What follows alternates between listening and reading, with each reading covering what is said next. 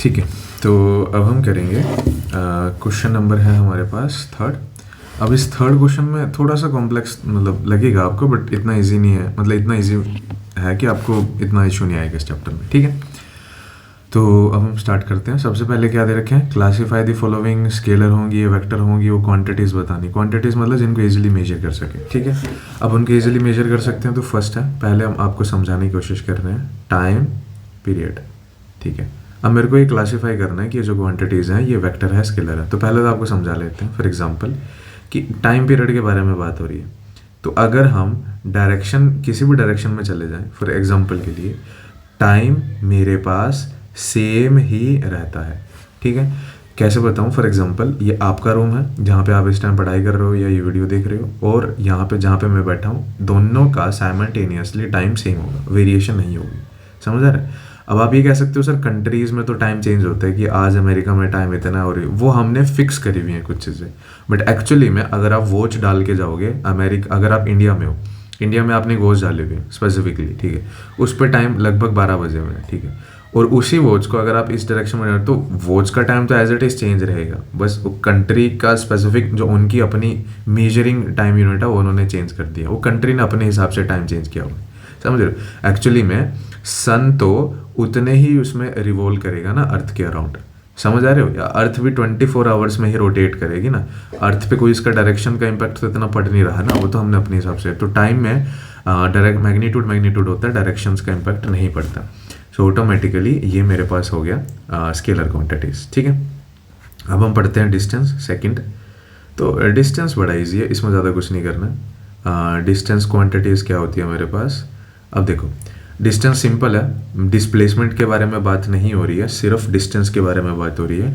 तो अगर डिस्टेंस के बारे में बात हो रही है तो हम क्या करेंगे, डिस्टेंस स्पेसिफिक है ना, तो इजी हो जाएगा इसको सोल्व करना। डिस्प्लेसमेंट नहीं है तो ये हो जाएगा सिर्फ स्केलर। पिछले में भी डिस्कस करा था, डिस्टेंस क्या होता है, ए से बी का 10 किलोमीटर है, और अगर मैं बी से किलोमीटर है, अगर मैं बी से ए पे आता हूँ वो भी 10 किलोमीटर है, ओवरऑल टोटल देखूँ तो आंसर आएगा 20 किलोमीटर। मतलब कि डिस्टेंस पे कोई इम्पैक्ट नहीं पड़ रहा है डायरेक्शन का, तो ये भी क्या बन जाएगा, स्केलर। अब हम पढ़ते हैं फोर्स, ये है थोड़ा डिफरेंट क्योंकि दैट सी बात है। तो फोर्स को मैं डायरेक्टली नहीं बता सकता, इसके यूनिट्स होते हैं न्यूटन, डायरेक्ट यूनिट्स। बट मेरे को पता है, एक फॉर्मूला पता है, F is equal to ma। Mass तो मेरे पास हो गया, चलो स्केलर है, लेकिन एक्सेलरेशन ड्यू टू ग्रेविटी, अगर हमने पिछले क्वेश्चन में अगर आपने ध्यान दिया होगा तो पिछले क्वेश्चन में मैंने ये समझाया था आपको कि ये फॉर्मूला होता है एक्सेलरेशन का, और एक्सेलरेशन को लिख सकते हैं वेलोसिटी के टर्म्स में, और वेलोसिटी का फॉर्मूला होता है डिस्प्लेसमेंट।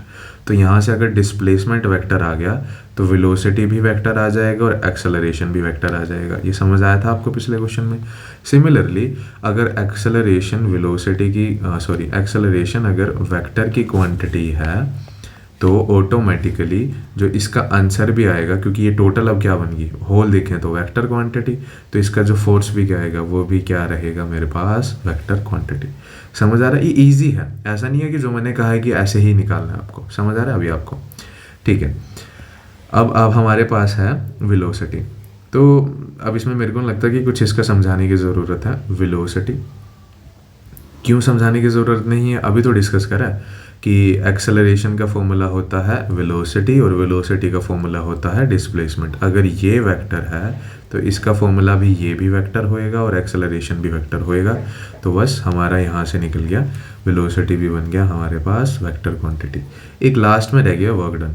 ठीक है, वी फिफ्थ, इसको हम लिखेंगे वर्क डन। ठीक है, अब वर्क डन अच्छे से लिख देते हैं इसको। अब वर्क डन कहने का मतलब है क्या, फॉर एग्जांपल कि मेरे को कोई एक ऑब्जेक्ट लगाना है, इधर वर्क करना है इस डायरेक्शन में, और इसको इस डायरेक्शन से भी मैं कुछ वर्क डन करूँगा, मतलब इसको डिस्प्लेस करूँगा, इस डायरेक्शन से भी इसको डिस्प्लेस करूँगा, इस डायरेक्शन से भी।